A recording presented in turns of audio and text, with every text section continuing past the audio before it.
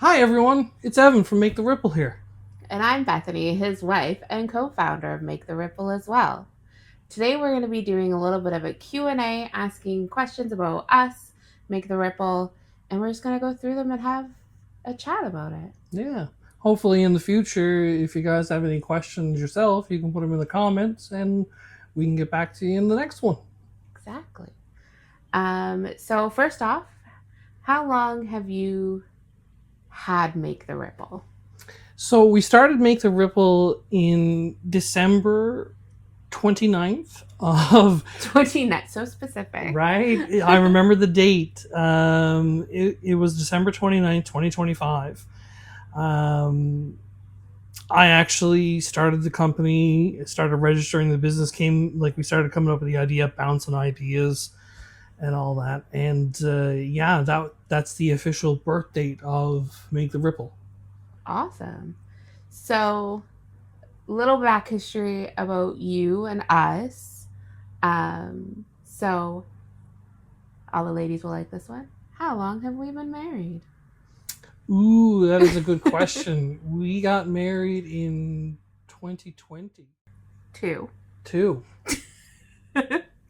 It's easy to And remember. July 2nd, 2022. I know, but I always think I was married to you sooner. Almost 4 years. We've been together for almost 9 because we dated for 5 years before we got married. Yeah, and it's been an adventure so far. It's been fun. It's been really, really fun. Like any relationship, we've had, kind of ups and downs, but I think less centered around relationship things and more centered around mental health And physical health. and physical health. Yes. So, Just quickly, my mental health journey.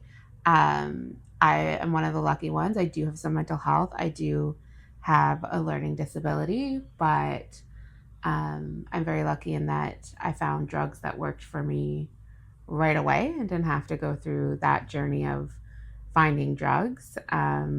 So I've been on antidepressants, I guess, SSRIs. Since 2020, I believe. Yep. Obviously, doing therapy to help support my mental health journey. Yeah, and I've had a lot of physical journey more, which has definitely affected. It affected your mental health. Yeah. And lovely Evan has a much longer journey, a normal journey through mental health, or a typical journey, I guess. I don't know if I would actually say that it's typical. It's when people experience severe issue. Yeah. It's a typical journey. Yeah. So Um, yeah, I can talk about diagnosis, and I can also talk about things that we hypothesize have yet to proven or be diagnosed, yeah. but the signs are there. So yeah, I was diagnosed with anxiety and depression back in around 2009, and started on your typical journey going through SSRIs and then SNRIs, but with each drug you're taking, they have different interactions, different effects, and all that sort of stuff. We were kind of switching through, going through, and finding out what medications would work best. Mm-hmm. I was finding that I was dragging, and people were like, "Oh, it looks like you fall into the category of bipolar type 2." Okay, you shouldn't just say people. It's psychiatrist. Sure. This isn't just some random person on the road. No. I met them on the street and they said, "You look like you have bipolar." No. It was actually some psychiatrists, and yeah, they said that you look like you fall into the category of bipolar type 2. And we started with some antipsychotic medications, and they didn't work with me very well at the beginning and scared me because of some of the thoughts, the ideations that came along with it. So I very incorrectly stopped these antipsychotic medications abruptly, which is a you big never do. No, very, very, very. If anybody is experiencing any troubles with their medications, always follow the directions of your doctor, or else you find that you hit things like mental breakdowns like I did, And severe withdrawals. and severe withdrawals. So in short, that's kind of where I'm leading up to. I also got diagnosed with borderline personality disorder. I know there was a time where they said, well, you can't have both. There's one or the other. Well, I broke the mold. So I'm dealing with a little bit of that too. Now, there's not really any medications that you can take for that. There is different trainings and all that sort of stuff, CBT training, DBT training that I've been going through, therapy, support groups. Yeah. I found those so uplifting, so Mhm. you kind of sit there and you listen to people and you feel so heard. Yeah. If anybody's out there struggling, it's a really good thing to be able to sit into a group and hear them say that, oh, I've experienced the same thing you've experienced, or something very similar. And recently, because I've been feeling good, I won't say better, I've been attending and kind of sharing that little bit of hope, because I remember sitting there and hearing people's tales of hope, Mhm. and it gave me light at the end of the tunnel. So Yeah. so And I that, also attend a peer support group. It's helped me immensely. So shout Yeah. out to them. 'Cause they've been amazing. so that's kind of where I am with the diagnosed. I am still struggling with an ADHD and on the autism spectrum, ADHD. ADHD. If you believe in that, there are people out there who still debate it, but I think it's a core morbidity. I think so too. Not core. Comorbidity. Comorbidity. So yeah, that's kind of a long wind of my mental health journey. So, and I'm still going on it. I'm still figuring out what medications are good for me. And yeah, right now it seems to be a good mix, which Mhm. allows me to kind of push forward with Are this. you sharing during your mental health journey, especially over the past couple of years? There's been a couple hospitalizations Mhm. that have been very well needed. Yes. And it's one of those things where we're lucky, where our hospital here does an amazing job. They take mental health very seriously, but also very kindly. Yes.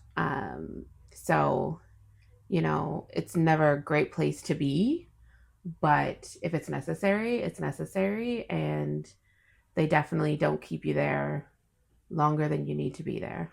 No, absolutely. They were really, really helpful and very, very kind to me while I was there. In actuality, I started some of the basics or of the idea of Make the Ripple on my last hospitalization, because it was during Christmas time. Yeah. Hence why Ripple was born on the 29th of December. Yeah. I remember my time being in there, and yes, it was much needed. I had a very, very high manic state. Like, I felt so good, but it was clearly delusional. Yeah. So I wound up in the hospital for a short stint. But they were really helpful. They kind of helped me go through a few things while I was there. Help you regulate, I think. Help regulate, help get on medications and stuff. But what really was born there was connection. Mm-hmm. I found while I was there that I was connecting with the other people that were there. Some of the individuals were so beautiful underneath. If you happen to look, if you happen to speak to them, you could find beauty in each and every one of them that were there. Yeah. Even some of the ones that sometimes you would find a little bit annoying. But they were hilarious. They were and hilarious. So sweet. Oh, absolutely. Absolutely the kindest people. And I had an interaction with one guy who was eating his eggs dipped in ranch. Yeah.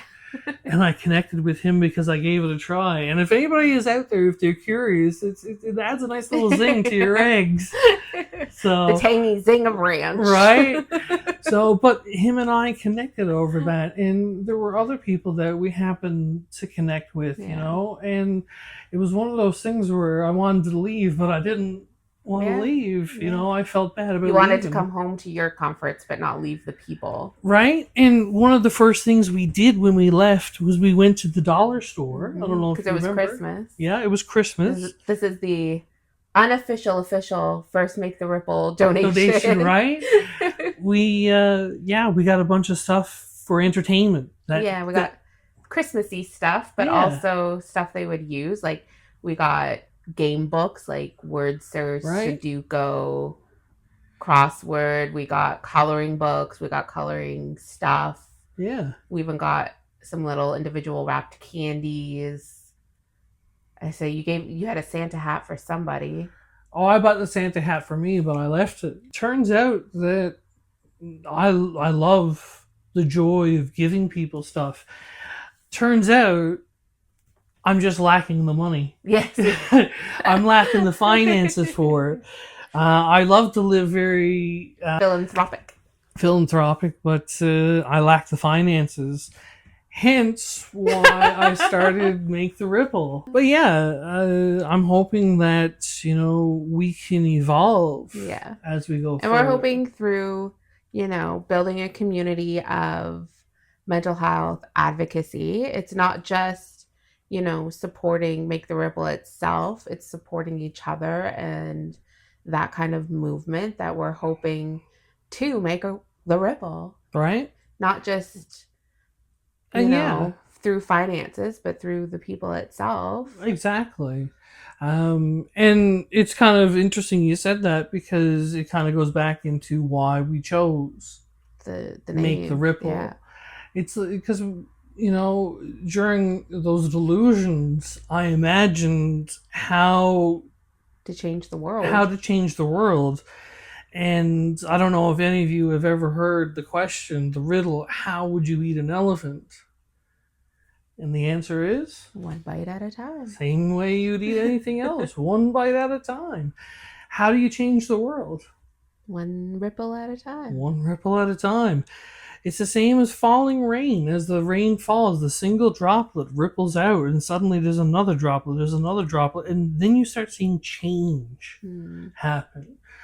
And I know what people are saying, that, you know, change is no good. We don't like change. But the thing is that change is going to happen. Yeah. Whether you want it to or not. So we can... just what side of change will you be on? Right? Are we going to try to change for the better, or, you know, are we going to try to change for selfish? You know?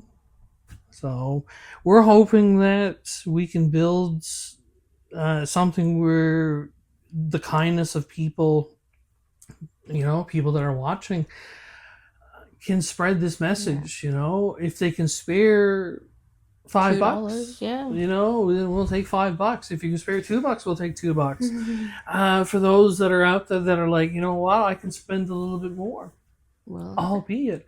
But also for those who can't contribute anything, liking, sharing, watching, subscribing, being a part of our community would be amazing. Absolutely. The more people like, share, watch the video, the further it spreads.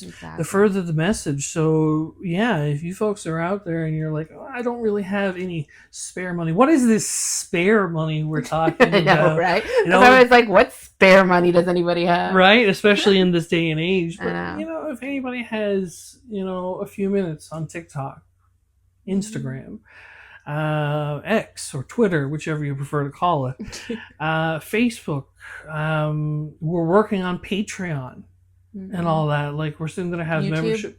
YouTube, yeah, don't forget YouTube. I just signed us up for LinkedIn, so, you know, we're trying to get the message out there. We're trying to spread as much as we can, so that way we can, you know, give back to the community, make a change in someone's day. There are certain goals that, you know, I'm trying to set forward for this business, where we can do certain things. And I mean, one of the things we're looking into is things like, how can we help these people feel more human? Yeah. You know, because you can throw money at them all day long, and you know, they'll put it to whatever they can right away. You know, and I mean, like when you talk about buying groceries, to cook where? Right. You know, like some people have facilities, some people don't. So I mean, when we talk about putting it towards food, there's not really much that we can do. But can you imagine throwing a barbecue, Yeah. Having a food truck come in. having a food truck come in? I know one of the things I've been looking into is shower trucks. Mm-hmm. You know, we're talking about looking for donations of clothing and all that sort of stuff. Could you imagine going so long without a shower and having one with some shampoo, clean towels, and having clean clothes to get back into to feel human? Like Mm-hmm. when we get our daily showers alone, like how wonderful they feel. So And how many people take them for granted? right, and that's what I keep thinking. So I mean, when we talk about the future of this company, that's what we're looking into. Mm-hmm. And I mean, right now we're focusing on the folks in the community that need some of this stuff. We're strong for any community that has a higher mental health rate or mental health need. Actually, that's Yeah. probably a better way of putting it. And it just happens to be that the LGBTQ plus is one of Yeah. those communities that needs. Another one that we're focusing on is veterans. Yeah. You know, we have people out there that have sacrificed And the homeless. everything, Yeah. you know, and some of them wind up, unfortunately, in mental health crisis, and some of them wind up homeless. Mm-hmm. Some of them wind up, you know, taking other action, and it's terrible, Yeah. you know, to see stuff like that happen. So we're trying to build this advocacy group more and more so we can offer more and more support. Mm-hmm. And of course, one of the things we're trying to do is research and all that sort of stuff on what we can do for these groups. Yeah. What would be best? Because once again, you know, you can throw money at it, but it's not going to fix the problem. You know, we want stuff that's going to try and, I don't know if we say fix a problem, but help, Support. And we're like, you know, through our journeys, we've learned of different places that are lacking support. Yeah. So another big part of, you know, what made you create Make the Ripple, is during your mental health journey, during your hospitalizations, you realize that people who are alone, who have nobody to support them, Yeah. are very alone. And it's very hard going through mental health journey to begin with, but to go through it alone, like especially when it comes to tasks and paperwork and, you know, the governmental things, like Right. it is really hard when you're not mentally well to go through those things. So it's definitely a big part of our advocacy is being there to support people who have no one else to support them. Exactly. And yeah, you bring that up. It was one of those elements I kind of keep forgetting to bring up. And exactly like you said, like through the systems in the hospital stays, talking to people, there are some people that I've encountered that have no one. Yeah. I've spoken to people, and, you know, unfortunately, through their mental health issues, they've pushed everybody away from them. Or everybody's abandoned them. Or everybody's abandoned them. And it's a terrible, terrible situation because, you know, no one wants to be alone, even if they need a moment. Yeah. You know? So I lucked out. I have a very good support system with my wife, Bethany. You know, she really, really helped me. And my family, my parents, my sister, and Bethany's family as well. Everybody has been really supportive and helpful. So I was very lucky. Not everybody is. Yeah. Um, so yeah, like you said, that's one of the reasons why we very much wanted to start this group, to be able to have those resources that we can give back to those people that really Mhm. need that. And it can be as simple as, helping them with paperwork, helping Yeah, them with, trying to find somewhere to live, just support in all aspects of support. Because when your mental health is down, that doesn't mean that you should be left by the wayside. It exactly. means you need a little bit more support. Yeah, And I feel like, some of the stuff I've heard, especially around mental health, the stigmas, the different things, like we're definitely hopefully moving into an era where that's gone by the wayside, right. but it definitely is still there. And one of the biggest things I think that I've heard come up more than once, especially in the support groups, is if someone had a physical illness, we would do everything we could to help them. Right. But when it comes to a mental illness, because it's not as visible and it's not as easy to fix, like broken arm, cast, mental illness, we don't know. We have to figure out what it is first. Well, I mean, we can take an example from some of my previous employers. Yeah. You know, people have gotten cancer, people have gotten in car accidents, and people have rallied around them, people have helped them. Hmm. I had a mental breakdown. Um, And you were let go. yeah, I mean, they were very supportive when I needed to take time off, but when I came back, there was very little understanding Yeah. to when I Almost like returned. this Yeah, fear of what what could will he do happen, next? right? Yeah. And So, instead of treating it like an injury, yeah, it was stigmatized, and that's what sucks. right?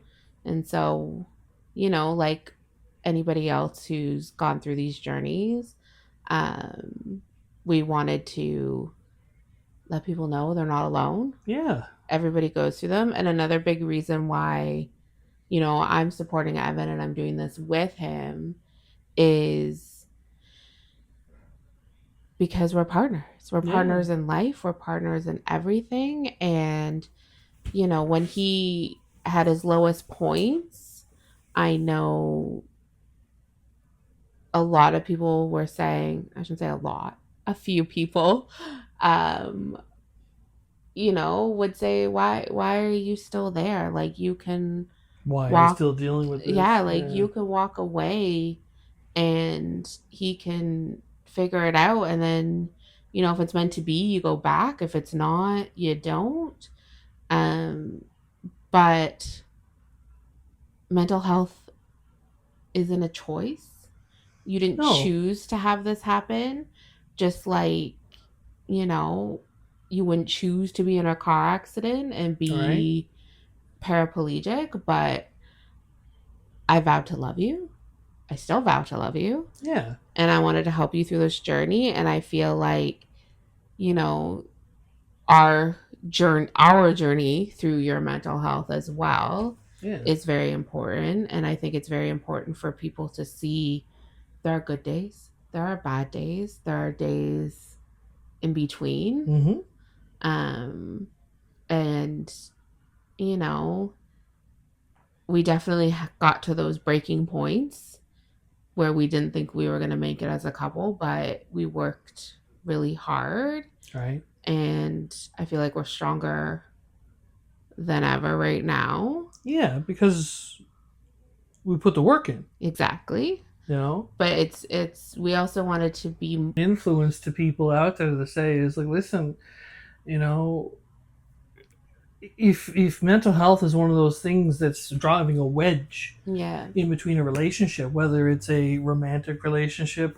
a whether it's a friendship. friendship, a Yeah. business relationship, whatever it happens to be, that it is possible to work through it, but it Hmm. needs work On both from both sides. sides. Yeah. You know, if it's a one-sided thing, then you're not going to get anywhere. Yeah. So that's kind of it for this. I think so. All right. Well, on that note, I think we've given people a lot of information about us.